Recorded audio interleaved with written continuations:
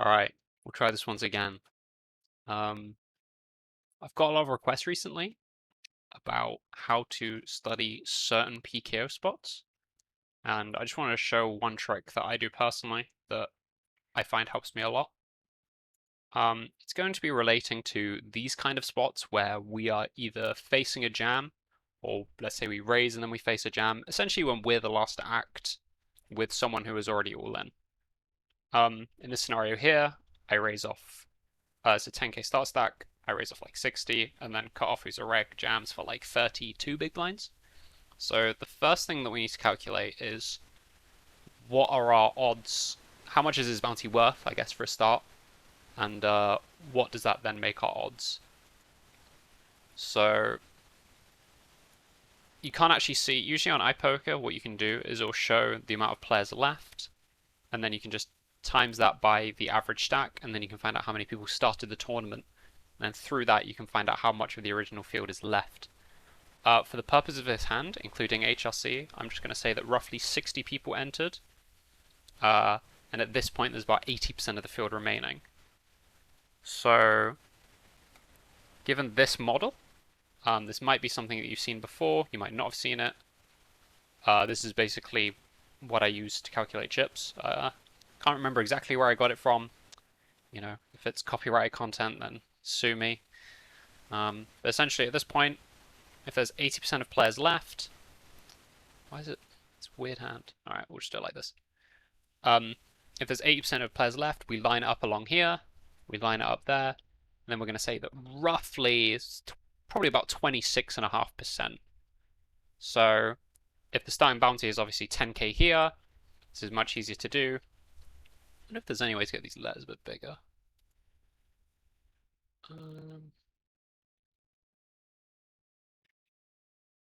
Okay, nice. So 10,000 multiplied by 0.265, that's obviously going to equal 2,650 chips. That's how much a starting bounty is going to be worth here. So what we'll do is how we're going to recalculate our odds now is we're just going to take the 5970 to call, and then we're going to divide that by the 5970, obviously that we can win back, plus the 7,050 that's already in the pot, plus the 2,650 that the bounty is worth at this point. So I'm just going to do that on a calculator here.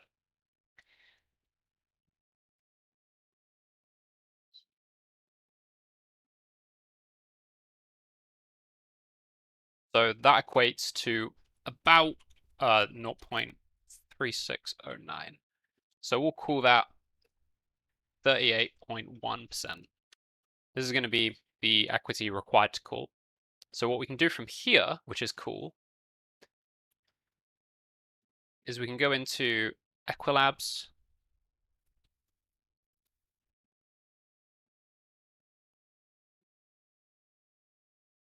And this might be a little bit small. I don't know if there's any way for me to zoom in. Just leave it for now. It's really small on the playback. That's fine. Let's assume that villain's range is like ace, king, ace, jack, ace, 10, ace, queen, ace, jack suited, ace, 10 suited, all the way to ace, 8 suited. We'll give him all the suited broadways, and then we'll give him queens to about 5s. We'll give him king, queen off as well. So if we give this kind of a range, then we can see how queen 10 suited does. And we can see that queen 10 suited has 39.5% equity. So given that we only needed 38.1%, this is clearly going to be a profitable call based on the range that I have given. Now, you might disagree with the range, you might think they're looser, you might think they're tighter, that's fine. This is just roughly how I'd approach the spot. I try to be a little bit more generous, especially with hands that dominate me, just so I can be as somewhat as fair as possible. But here what we can do is we can input 38.1, we can calculate a range that's going to be profitable. So it's going to be pocket 2s, ace 2 suited plus, king 9. Yeah, I mean, you can see the hands for themselves. Ace 9 off plus, king jack off plus. Obviously, this is how I study PKOs. You can just put this in HRC.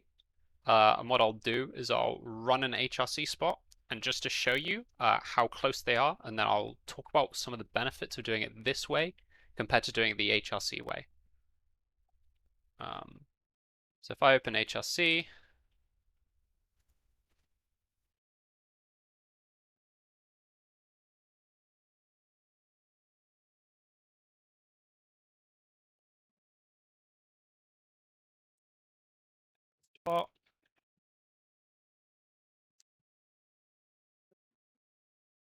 what I can do,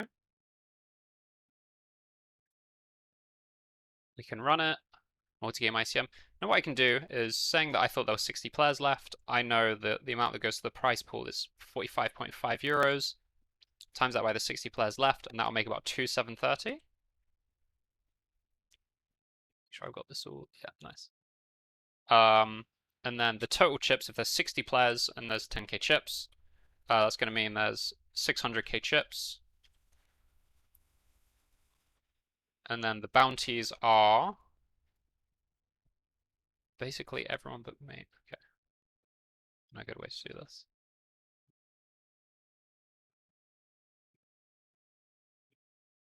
So everyone has basically 45.5. Apart from me, I have, I think it was, I ran this earlier, so I think it's like 79.82. 79.62.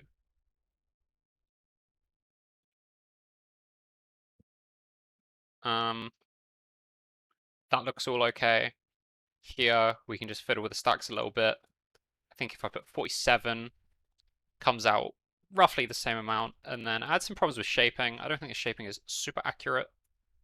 So I'm just going to do my own shaping. 0.7 worked pretty well for me. Yeah, there's probably going to be like a 200 big blind stack, and then some like sub 20 stacks as well. I think that's all fine.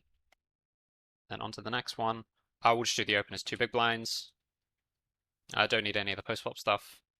And I think this is just fine to run. Don't actually need to run it. What we'll do is we'll input my range. We'll just say it's like a regular chippy V range. Something in like the 38% region. Just clean this up a little bit.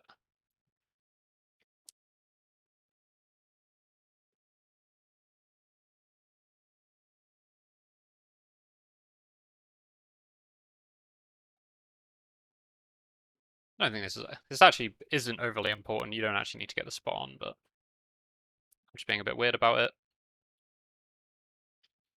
Because what's most important is that we have this jamming range as the same that we've input here in HRC. So just go 0, just give them these hands, these hands, these hands. Give them a range that looks something like this. Yep, those are the same. And then what we'll do is we'll just run the subtree for a bit, and then I'll go back to you once this is done. Okay, so here's the result we've got here. Now, if we look at the results that we got earlier from the initial 38.1%, you see pocket twos, ace 2 suited, ace 9 off plus, king jack off plus, jack 10 suited, queen 10 suited, king 9 suited plus. It's pretty much perfect as long as your inputs are good and you know you're in the right ballpark. I mean, it doesn't need to be perfect, right? When we're studying PKOs, it's just about being in the right ballpark as opposed to being perfect with everything. So if there's a little bit of a discrepancy between your sims, I think that's okay. But I just wanted to show that this method is actually very accurate. It's not just me fucking around and pretending. It is pretty consistent. But I think there's a couple other benefits to doing things this way as well, the HRC, kind of a more pen and paper approach to just, sorry, the non-HRC, the more pen and paper approach.